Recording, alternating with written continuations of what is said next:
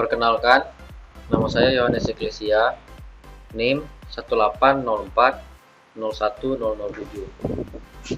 Pada kesempatan kali ini, saya akan membahas materi dari kajian pustaka mata kuliah metodologi penelitian dengan dosen pengampu Bapak Mitra Unif.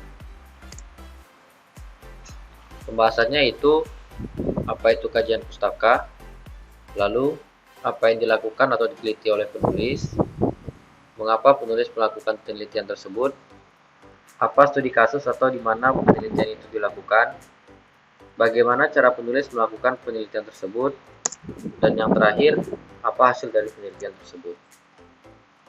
Yang pertama, apa itu kajian pustaka?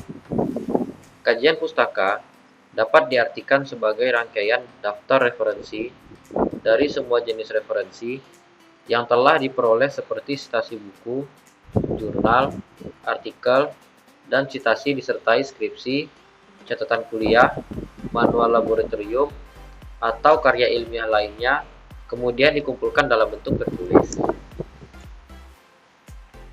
Dari materi ini, Diego Ronza, Jason Vargas, dan Dora M. Ballesteros melakukan penelitian mengenai bagaimana cara verifikasi integritas dan keaslian konten multimedia yang merupakan hal penting di bidang forensik agar bukti digital dapat diterima. Lalu tujuan utama penulis melakukan penelitian tersebut adalah untuk memastikan apakah konten multimedia telah dimanipulasi dengan perubahan yang signifikan pada kontennya, seperti menghilangkan noise dari audio yang dapat mengklarifikasi fakta dalam sebuah tindakan kejahatan. Dalam penelitian ini, penulis mengusulkan metode yang menghasilkan nilai untuk sebuah rekaman audio yang dikenal sebagai hash.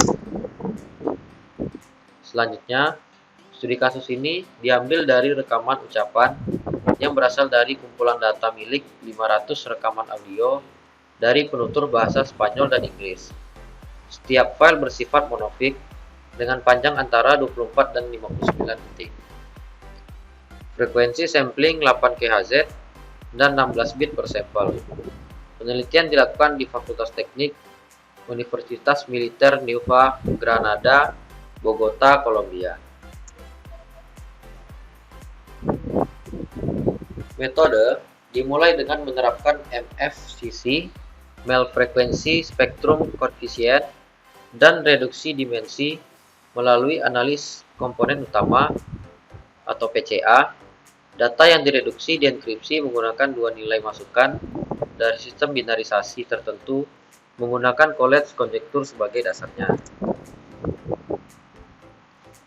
Berdasarkan hasil dari penelitian tersebut, akurasi dalam memverifikasi integritas rekaman audio lebih besar dari 99,8% untuk manipulasi berikut: FLAC, frekuensi sampling 8 kHz dan 24 bit per sampel; MPEG-4, frekuensi sampling 44,1 kHz dan bitrate 192 kbps; penyesuaian volume, gain bin 6 dB, pengambilan sampel ulang 8 kHz, 16 kHz, dan 8 kHz. Kuantisasi ulang 16 bit, 32 bit, dan kembali lagi ke 16 bit. LPF 3 kHz, urutan kelima, noise aditif pemotongan, dan pemindahan salinan. Dari judul ini, didapat teks sebagai berikut.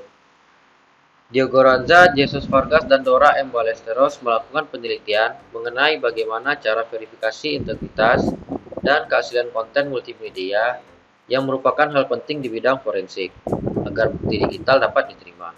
Tujuan utama penulis melakukan penelitian ini adalah untuk memastikan apakah konten multimedia telah dimanipulasi dengan perubahan yang signifikan pada konten digital.